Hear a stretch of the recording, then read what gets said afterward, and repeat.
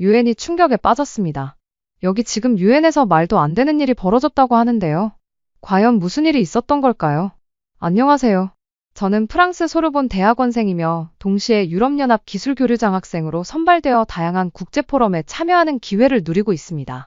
제게 주어진 최근의 임무는 뉴욕 유엔 본부에서 열린 유엔 기술혁신 포럼의 학생 유럽 대표 자격으로 참가하는 것이었습니다. 포럼의 주제는 기술의 주권성과 미래였고, 참석자는 각국의 주요 대학 연구진과 유엔 산하 기술자문단, 그리고 저처럼 국가별로 선발된 학생 대표들이었어요. 포럼은 이틀간 열렸고, 그중 첫날 세션 제목이 상당히 인상 깊었습니다. 제조 강국과 기술 주도국, 무엇이 진정한 기술 주권인가? 라는 패널 토론이었습니다.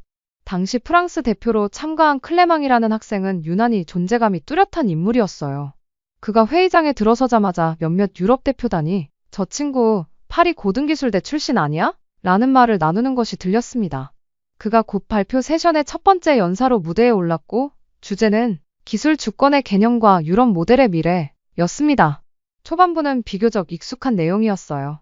기술 주권은 단순한 자립이 아니라 전략적 기술의 독점과 가치 사슬의 완결성 확보를 의미하며, 유럽은 이를 위해 R&D 자금과 정책 연계를 통해 자국 중심 기술 생태계를 구축 중이라는 설명이었습니다. 청중들도 고개를 끄덕이며 수긍하는 분위기였습니다. 하지만 발표가 중반에 접어들 무렵 예상치 못한 방향으로 흐르기 시작했습니다. 슬라이드에 지역별 기술 계층화라는 제목이 등장했고, 아시아 지역을 지칭하는 부분에서 클레망은 아주 조심스럽지만 분명한 어조로 말했습니다. 한국은 세계 최고 수준의 제조 설비와 생산 효율을 갖춘 나라이며 우리가 배울 점도 많습니다. 하지만 근본적으로 이들은 응용기술, 특히 독립적 연구와 창의성 면에서 여전히 서구 국가들의 후속주자일 뿐입니다. 클레망의 말에 회의장 뒤편 일부 유럽 학생들이 웃음을 흘리는 듯한 미묘한 반응을 보일 때 제 가슴은 이상하리만큼 답답해졌습니다. 단순히 한국이 폄하되었다는 사실 때문만은 아니었어요. 그것보다 더 본질적인 것은 그가 보여준 시각이 마치 10년 전, 20년 전의 구시대적 기술 인식에 머물러 있다는 점이었습니다. 혁신은 더 이상 실리콘밸리의 전유물이 아니며 AI와 바이오, 친환경 인프라 같은 분야에서는 기술의 중심지가 빠르게 다극화되고 있음에도 그는 여전히 서구 중심의 단일 혁신 루트를 전제로 말하고 있었습니다. 클레망의 발표가 끝난 뒤 회의장에 일종의 미묘한 정적이 감돌았습니다. 서구의 지성, 유럽의 전통이라는 후광 속에서 한국은 창의성 없이 제조만 하는 나라라는 논조는 꽤 강하게 각인되었어요. 그런 흐름 속에서 마지막 발표자로 이름이 호명된 이는 한국 대표 박정윤 씨였습니다. 서울대학교 전자정보공학부에서 AI 반도체 설계 석사과정을 밟고 있으며 대한민국 과학기술정보통신부가 주관하는 청년기술정책위원회 위원으로도 활동 중인 그는 이날을 위해 2달간 준비한 발표 자료를 손에 들고 무대 위로 조용히 걸어 나왔습니다. 스크린에 발표 제목이 떴습니다. 기술 주권, 수치로 증명하다. 표정은 담담했지만 첫 문장은 확실히 단호했습니다. 조금 전 한국은 기술 주권에 실체 없이 생산력만 뛰어난 국가라는 평가를 들었습니다. 저는 지금부터 그 발언이 얼마나 오래된 선입견이며 현 시점에서 왜 유효하지 않은지를 수치와 사례로 하나씩 증명하겠습니다. 회의장 안이 순간 정지된 듯 고요해졌습니다. 첫 번째 슬라이드가 바뀌었습니다. 거대한 세계지도 위에 다음 문장이 떠올랐습니다. 2022년부터 2024년까지 인공지능 반도체 설계 특허 출원수 1위 국가 대한민국, 그리고 그 아래에 각국의 특허 점유율 그래프가 나열되었습니다. 대한민국 점유율 32%로 세계 1위. 정윤 씨는 청중을 바라보며 말했습니다. 클레망 씨는 한국은 설계가 아니라 제조를 한다고 하셨습니다. 하지만 지금 여러분이 보시는 이 수치는 설계 특허입니다. 즉, AI 반도체 알고리즘 구조, 회로 최적화, NPU 설계 전용 기술들입니다. 단순 조립이 아니라 완전한 창의적 구조 설계. 그것이 한국이 세계 특허 1위를 차지한 영역입니다. 정윤 씨는 청중을 바라보며 말했습니다. 클레망 씨는 한국은 설계가 아니라 제조를 한다고 하셨습니다. 하지만 지금 여러분이 보시는 이 수치는 설계 특허입니다. 즉, AI 반도체 알고리즘 구조, 회로 최적화, NPU 설계 전용 기술들입니다. 단순 조립이 아니라 완전한 창의적 구조 설계.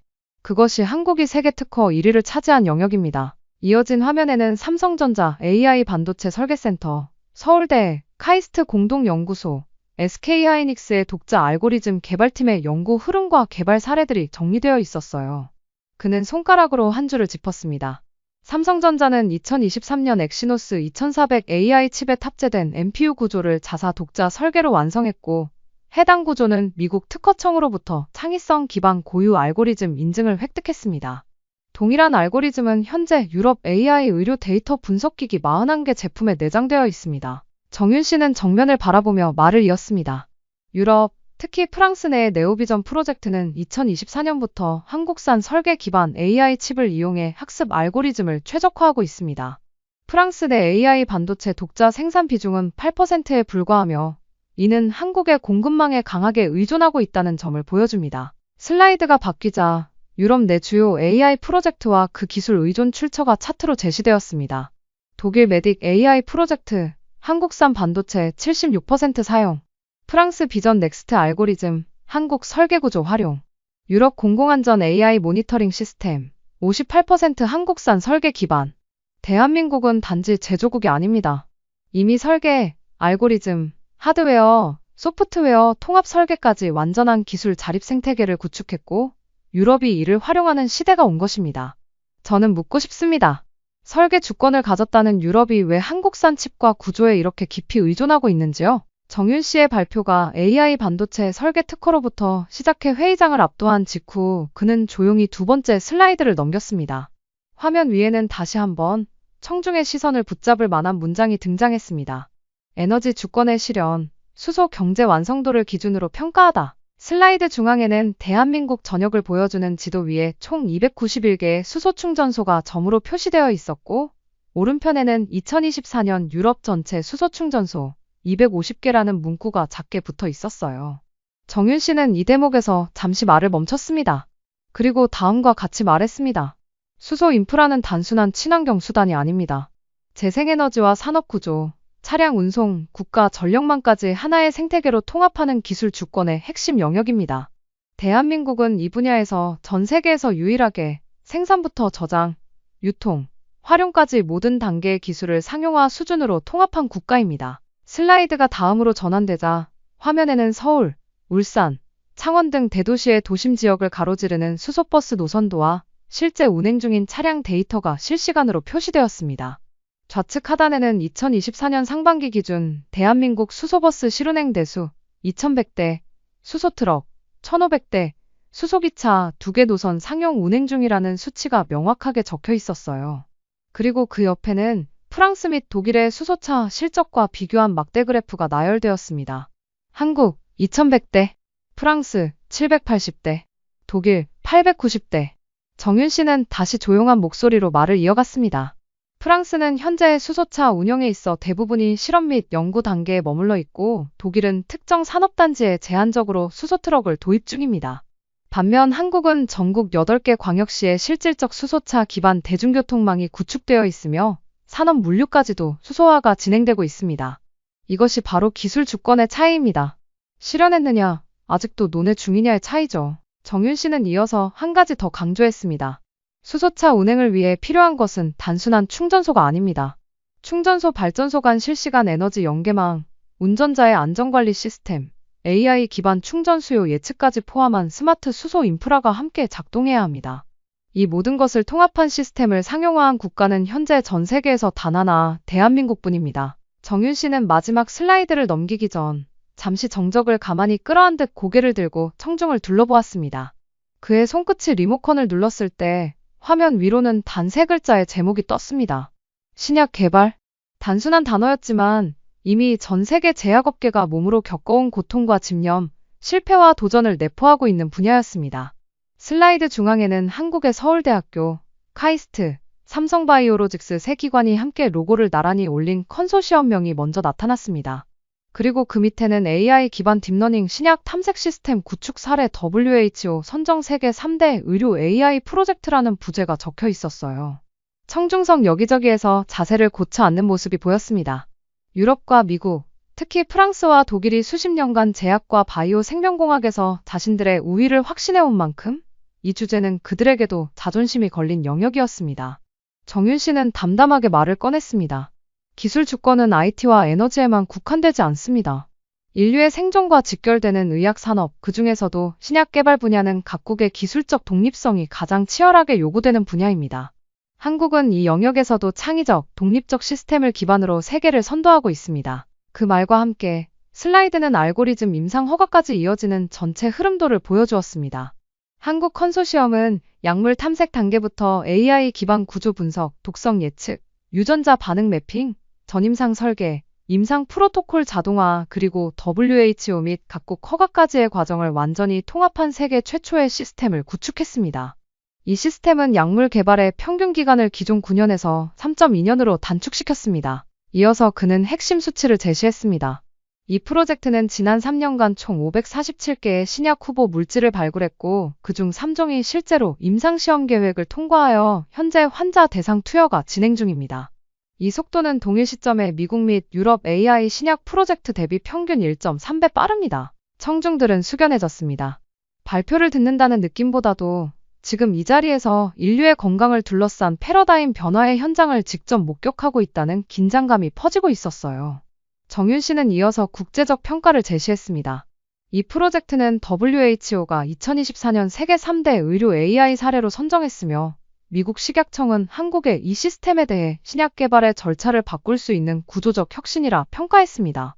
또한 유럽 EMA 역시 실증 협력 파트너로 참여 중입니다. 그가 슬라이드에서 보여준 것은 단순한 성과 수치가 아니었습니다. 데이터 서버, 임상 빅데이터 통합, AI 기반 물질 매칭 알고리즘, 생체 시뮬레이션 엔진까지 모두 한국에서 자체 개발한 기술로 구현되어 있었고, 이에 대해 WHO는 한국은 특정 기술이 아닌 의학 기술 생태계 전체를 독립적으로 구축한 국가라는 평가를 공식 문건에 남겼다는 점도 강조되었습니다. 그 순간 프랑스 학생 클레망이 자기도 모르게 손을 들고 물었습니다. 이 모든 프로세스를 국가 단위에서 실제로 통합 관리하고 있다는 말씀이신가요? 정윤 씨는 고개를 끄덕였습니다. 네, 정확히 그렇습니다. 한국은 민간 기업, 대학, 공공연구소, 그리고 정부의 식약처, 산업부, 과기정통부가 하나의 실시간 협업 체계를 통해 움직이고 있으며, 이는 현재까지 다른 어떤 국가도 완성하지 못한 구조입니다. 정윤 씨는 프랑스 학생 클레망의 질문에 응답한 뒤에도 멈추지 않았습니다. 그는 다음 슬라이드를 천천히 넘겼습니다. 발표가 막바지에 접어들었음에도 그의 발표는 지칠 줄 모르고 깊이를 더해갔습니다. 이번 슬라이드는 앞선 기술 성과보다도 더 근본적이고 거대한 흐름을 담고 있었어요. 화면 상단에는 이렇게 적혀 있었습니다. 세계 의료 생명공학의 운영 기반, 이미 K-시스템으로 작동 중. 정윤 씨가 다시 마이크를 잡고 발표를 이어갔습니다. 지금부터 보여드릴 내용은 단지 기술의 진보가 아닙니다. 이것은 구조입니다. 한국은 기술을 개발하는 데 그치지 않고 그것을 체계화하며 전 세계 의료보건 인프라 속에 실질적으로 침투시켰습니다. 이름도 없이, 표면도 없이. 그러나 결정적으로 작동하는 K-시스템입니다. 슬라이드에는 세계 지도가 펼쳐졌고 그 위에 여러 개의 붉은 점들이 표시되어 있었습니다. 점 하나하나는 특정 국가의 병원, 공공보건청, 국제기구, 협력연구소 등을 의미했습니다. 그리고 그 점을 연결하는 선들은 모두 한국의 바이오 AI 연산망, 데이터 보안 기술, 진단 알고리즘 구조와 연결되어 있음을 나타내고 있었어요. 정윤 씨는 각 붉은 점을 하나씩 짚어가며 설명을 덧붙였습니다. 첫 번째 사례입니다. WHO 산하 국제감염병연구소의 차세대 백신 예측 시스템. 이 시스템의 핵심 알고리즘은 한국의 딥바이오랩이 개발한 AI 기반 예측 엔진을 사용하고 있습니다. 이 알고리즘은 감염병의 바이러스 구조 변화, 유전자 변이 흐름, 인구 이동 패턴 등을 통합 분석하여 변이 가능성과 확산 경로를 자동 추정합니다. 그는 슬라이드 속 그래프를 가리켰습니다. 현재 이 엔진은 38개국의 감염병 모니터링 시스템에도 동일하게 적용되어 있으며 WHO가 운영하던 기존 플랫폼 대비 예측 정확도가 평균 12% 이상 높다는 것이 검증되었습니다. 특히 2023년 말에 발생했던 브라질 내 열대성 변종 독감의 확산 경로를 딥바이오랩의 알고리즘이 WHO보다 4일 먼저 예측했고, 그 조기 경보 덕분에 브라질 정부는 백신 배치를 앞당겨 대규모 확산을 막을 수 있었습니다. 청중석 여기저기에서 감탄이 새어나왔습니다. 그들은 이 기술이 단순히 예측의 정확도를 높인 것이 아니라 실제로 수많은 생명을 구한 사례로 이어졌다는 점에 놀라움을 느끼고 있었어요. 하지만 그것은 시작에 불과했습니다. 정윤 씨는 다음 슬라이드로 넘어갔고 그 화면 위에는 아프리카 대륙 지도가 펼쳐졌습니다. 두 번째, 아프리카 질병통제센터의 실시간 감염병 대응 모듈입니다. 그는 이어 말했습니다. 이 시스템은 한국질병관리청과의 기술 교류를 통해 개발된 것으로 서울 소재 스마트 방역 제어센터의 클라우드 기반 위기 대응 시스템과 실시간 동기화되어 있습니다. 다시 말해, 아프리카 대륙 어느 지역에서 감염병 징후가 포착되면 그것은 단 6초 안에 서울의 분석 서버에 전송되고 동시에 대응 시나리오가 CDC 아프리카 측으로 피드백됩니다. 그는 사례를 제시했습니다. 2024년 2월 케냐 내 한 도시에서 라사열 유사 증후군이 보고되었을 때 현지 의료진은 AI 입력 시스템의 증상을 기록했습니다. 입력된 데이터는 서울의 분석 시스템으로 전송되었고 단 7분 만에 감염원 추정, 1차 방역 권고안, 이동 제한 지역 설정 알고리즘이 자동으로 구축되어 케냐 보건부에 전송되었습니다. 현지 전문가들은 이 대응 프로토콜을 즉시 수용해 격리 조치를 시행했고 확산율은 WHO 추정치 대비 71% 낮았습니다. 이어지는 슬라이드는 통계였습니다. 딱딱한 숫자들로 이루어졌지만 그 하나하나가 기존의 세계보건 질서를 다시 써내려가는 느낌이었습니다.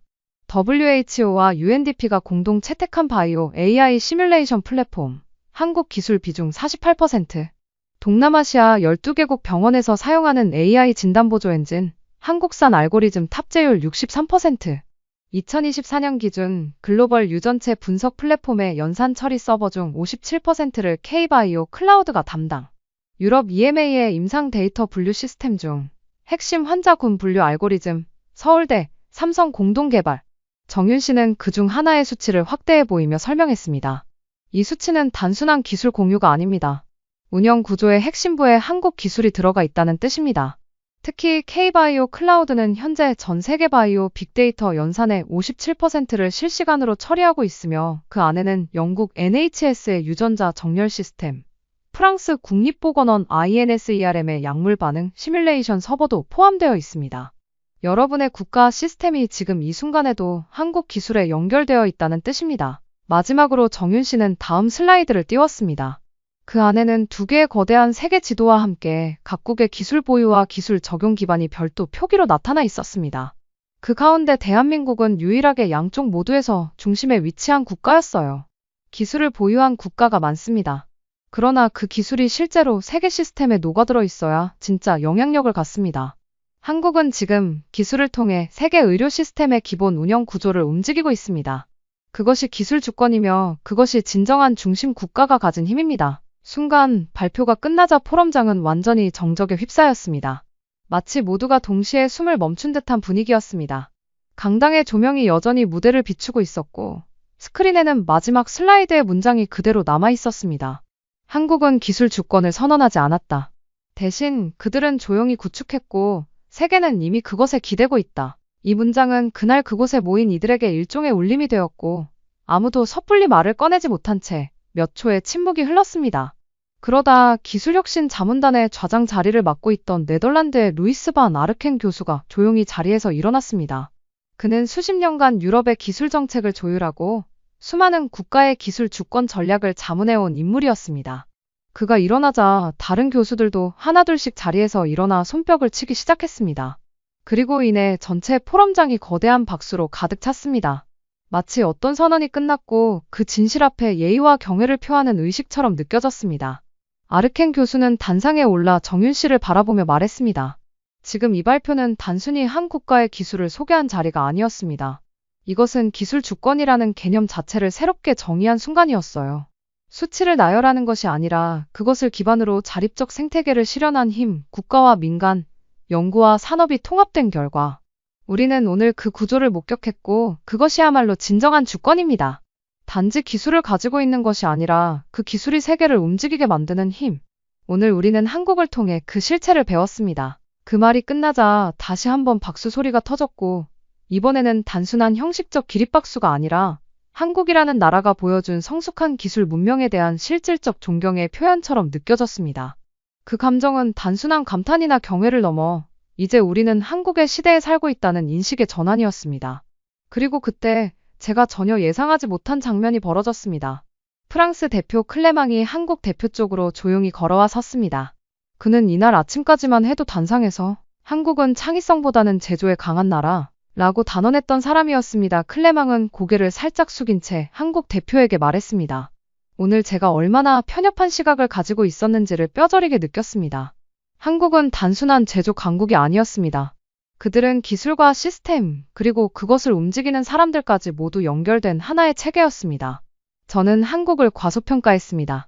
그 점 진심으로 사과하고 싶습니다. 그 이후 교수단의 자유 토론이 이어졌고 각국 기술 고문들이 마이크를 들며 하나둘씩 한국의 실제 영향력에 대한 의견을 내기 시작했습니다. 영국 대표는 영국의 의료 AI 모델 중 핵심 데이터 처리 알고리즘은 사실상 한국 칩셋 구조를 기반으로 개발되었으며 우리는 그 사실을 이제야 부끄럽게 인식하게 되었다. 고 고백했습니다. 독일 대표는 수소 산업 정책 보고서를 작성하던 중 대한민국의 사례가 빠지면 보고서가 완성되지 않는다는 걸 깨달았다. 며 기술과 정책의 불가분 관계에서 한국이 얼마나 중심에 있는지를 역설했습니다.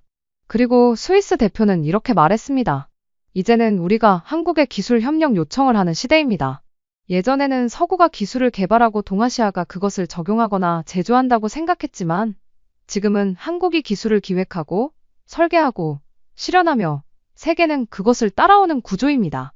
한국은 더 이상 기술을 받는 나라가 아니라 기술로 세계를 이끄는 나라입니다. 그들의 발언을 듣는 동안 제 마음속에는 수많은 생각이 교차했습니다. 한국 없이 세계가 돌아갈 수 있을까? 과연 우리는 그들을 정확히 바라본 적이 있었을까? 그리고 결론은 분명했습니다. 한국은 지금 기술의 구조적 중심에 있습니다. 그것은 단순히 기술을 많이 가진 나라가 아니라 기술을 기반으로 국가 운영 시스템을 최적화하고 글로벌 공급망을 통제하며 정책, 산업, 연구가 하나로 움직이는 유일한 기술 국가라는 의미였어요. 프랑스, 독일, 영국, 미국 모두 이미 한국의 기술에 기대고 있었으며 심지어 우리가 내놓는 기술 보고서, 전략 로드맵조차도 한국이 없이는 불완전하다는 사실을 확인하게 된 날이었습니다. 그날 이후 제 인생은 바뀌었어요. 저는 유럽에서 열린 국제기술 청년 포럼에서 한국의 사례를 중심으로 강연을 하게 되었고 각국 청년들에게 말했습니다. 여러분, 진정한 기술 주권을 보고 싶다면 한국을 보십시오. 그곳에는 명확한 전략이 있고 움직이는 시스템이 있으며 무엇보다 기술을 책임 있게 사용하는 힘이 있습니다. 한국은 이제 세계의 한 구성원이 아니라 세계의 중심입니다. 그렇게 저는 확신하게 되었습니다. 한국은 단지 훌륭한 기술을 가진 나라가 아닙니다. 그 기술로 인류의 미래를 설계하고 세계가 기대는 중심축이며 진정으로 존경받아야 할 기술 문명 국가입니다. 그리고 이제 저는 그 사실을 널리 알리는 사람으로 살고자 합니다. 이 사연을 들으니 한국의 영향력이 정말 대단하구나 라는 것을 느낄 수 있었습니다. 영상을 시청해주신 모든 분들에게 감동과 행운이 가득하시길 바라며 오늘도 시청해주셔서 정말 감사합니다. 구독을 눌러주시면 더 좋은 영상으로 보답해드리겠습니다.